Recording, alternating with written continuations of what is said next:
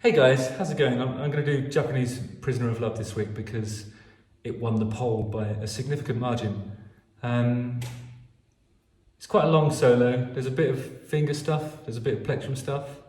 Um, I never use I don't use the big fat string, the first string. But ordinarily for my rhythm parts on that song, I'd have it detuned to D. But this guitar is just in standard E, A, D, G, B, E, and I don't actually need to use that string, so I'm just going to leave it like it is.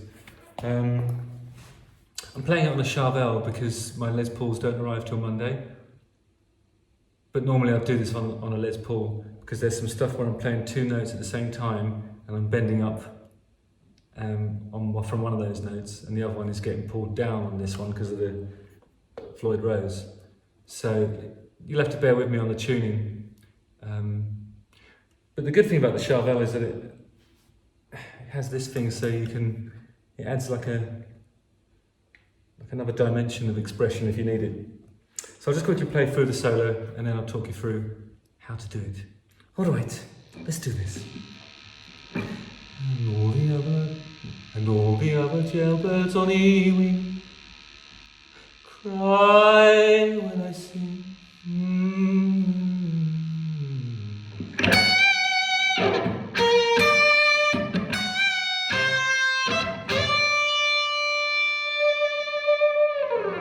Japanese prisoner.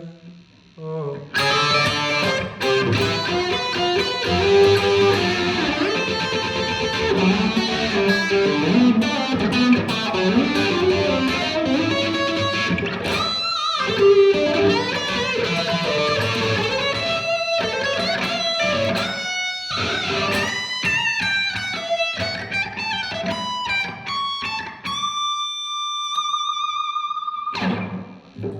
Right, that's how it goes. I'm showing you what I do live because I sort of have honed it over the years. I mean, it's more or less what's happening in the studio, but the studio is really just a collection of phrases played impeccably, but the live thing is more those phrases played dodgily, night in, night out, and sometimes they work, sometimes they don't. But what you should be aiming for is this. Right, so the beginning part of it.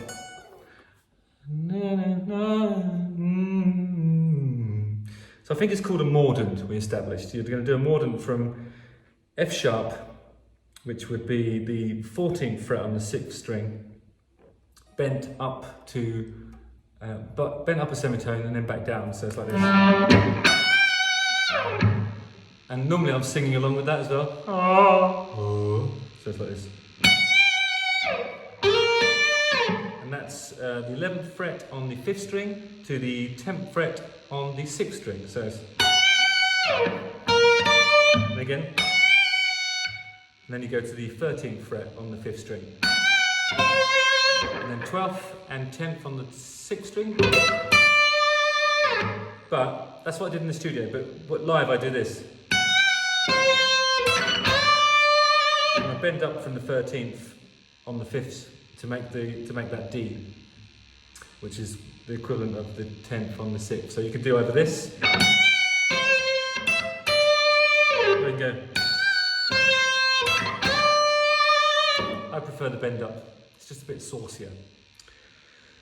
That's the first section, and then it goes Japanese prisoner of, and then that's when the real fun starts.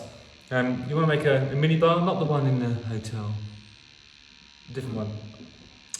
Mini bar, I always call it a mini bar, but I'm sure it's got a different expression. It's when you just use the top of your finger to bar across two strings instead of, say, that's a bar that you use for a bar chord. But we're not using that, it's just these. So you start off with that one finger over those two strings, the top two strings, 6th and 5th. You start off on the 9th fret, but it's kind of, you sort of glide up to the 10th place.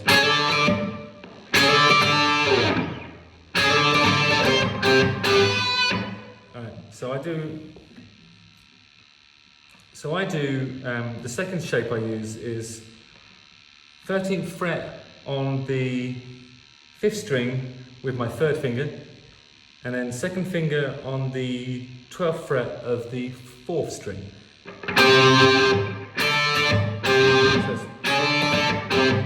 And then I move the 13th fret of the 5th down to the 12th with the same finger. Oh. Actually, I don't do that, ignore me. So I go. Then I play the 12th fret with the 3rd finger, and I go to like this weird 7th shape, which involves the 1st finger going down to the 10th fret on the 4th. So it's like this.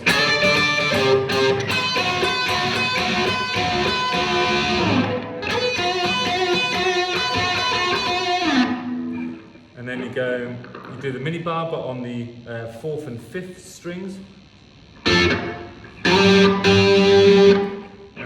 At the 12th fret. And then you go down to the 10th fret with that mini bar. And that is, you've got to use these two. You've got to use the pincer effect. So you go.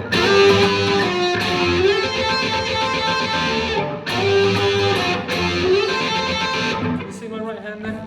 It's like this. Nope, you can't see it.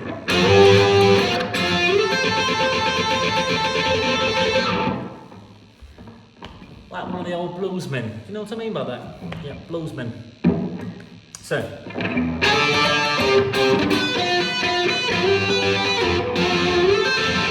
That shape is 14th fret with the 2nd middle finger, as it were.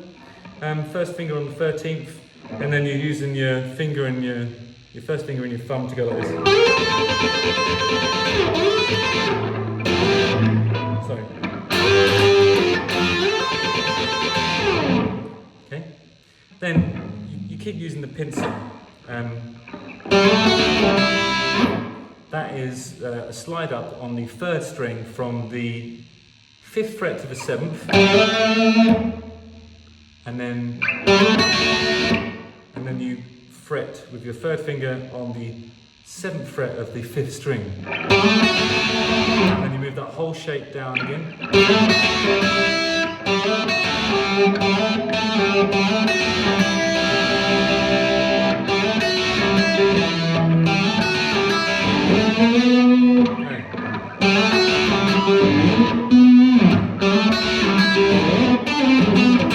Yeah, so you go.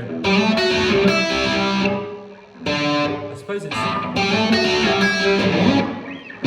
just basically sliding up. I don't think it really matters which fret you take off from, but you need to use your 3rd finger on the 2nd string, and you want to slide up and end up on the 14th fret.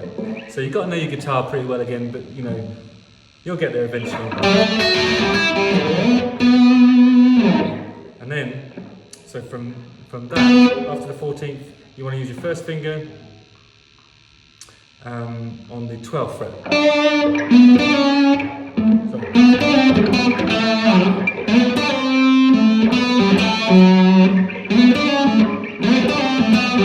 Something like that. But I think in the studio I was voicing the sort of counter notes, so it'd be like. But I just go. And you just use your thumb to sort of strike a dead string. You know what I mean? Like a dampened string. So then you want to go. So 12th to 10th to 9th to 7th. Right, this is going to be an interesting bit. You use your thumb on the right hand to strike the 3rd string, and then this is the phrase you're looking for.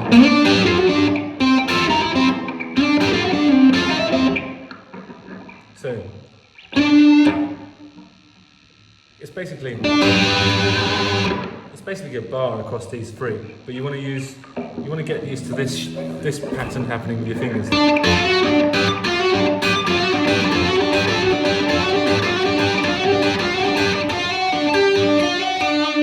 Here you go. But I like it with the extra notes.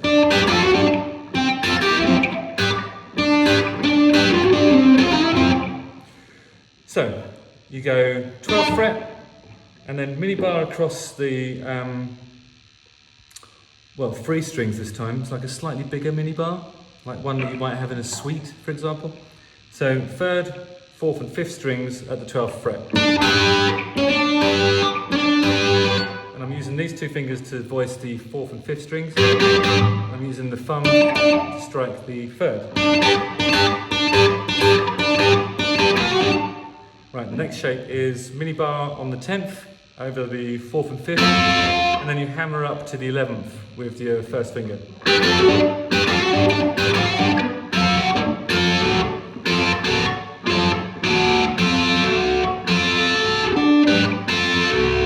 See? And you move the whole shape down so that you start off with the minibar on the 10th. So it might be worth just going over that phrase.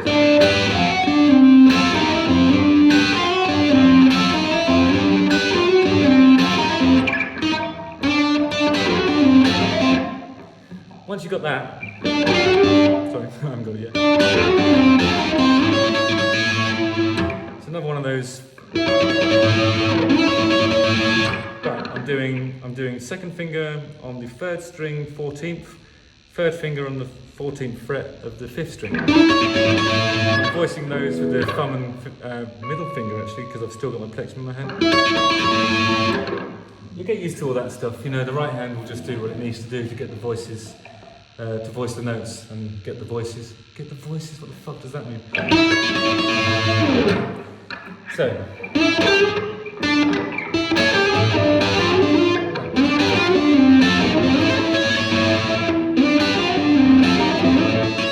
So the whole thing is.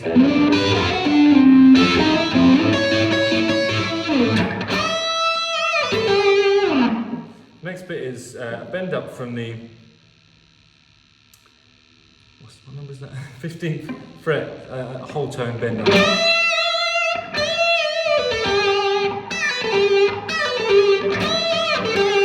But it's sort of swinging. So you go 15th. Up, and then you bend back down to the 15th. That's the 12th fret on the 5th string. 14th fret on the 4th string. 12th fret on the 4th string.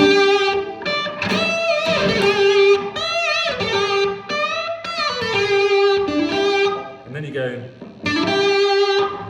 so 12th fret on the 3rd string, 14th fret on the 3rd string, but you hammer between those. So you go 12th, 14th, and then you voice the 12th fret of the 4th string. So it's like that. And then you bend up from the 14th on the 4th string, and then sounds a bit dodgy on the Charvel because of the trim system, but this is something that you do on a Les Paul and it sounds amazing every time. So it's that. So it's bending up from the 14th on the 4th fret, holding at the same time holding the 15th fret of the 5th string.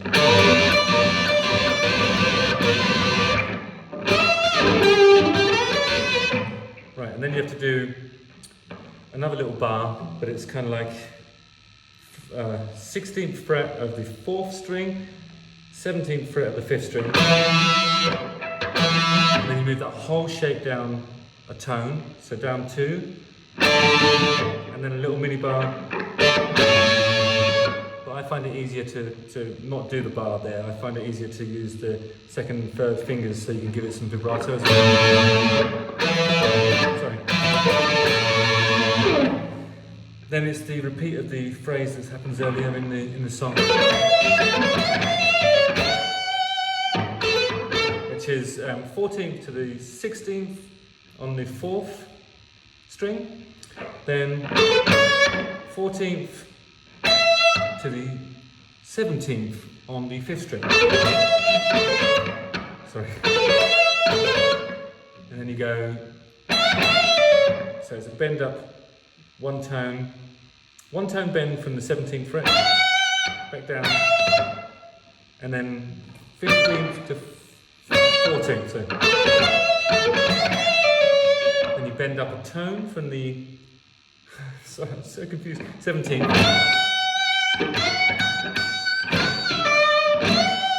Now on the Les Paul, I would do this. I put a split harmonic using the little bit of my nail to give it some more expression.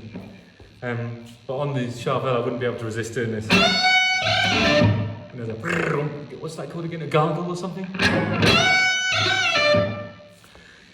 You know, horses for courses. It depends what guitar you're playing, really. You can do anything. But anyway, so you bend up from the 17th, a whole tone, back down, and then back to the 15th.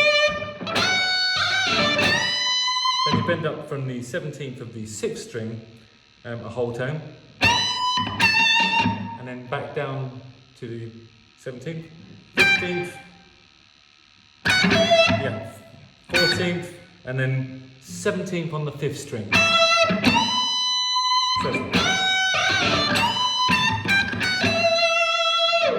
And then you go 14th, 15th on the 6th string, and then the last phrase is this.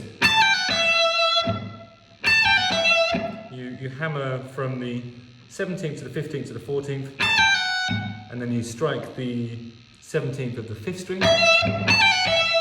And this is the most important bit, so I always fuck up. So that's 19th fret on the 6th string to the 15th fret of the 6th string, and then what is that? 21st fret of the 6th string to the 17th fret, and then you bend up from the 21st, a semitone. Put loads of stuff on that, loads of vibrato. If you've got one of these, do this. By all means, don't be shy. So.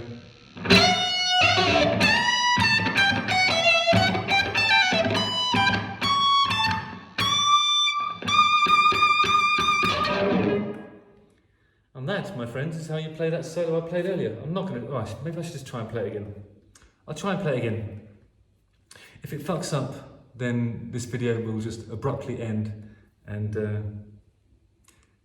you'll never have to listen to me cocking it up until next time you come to see the Darkness play. Cheers! So.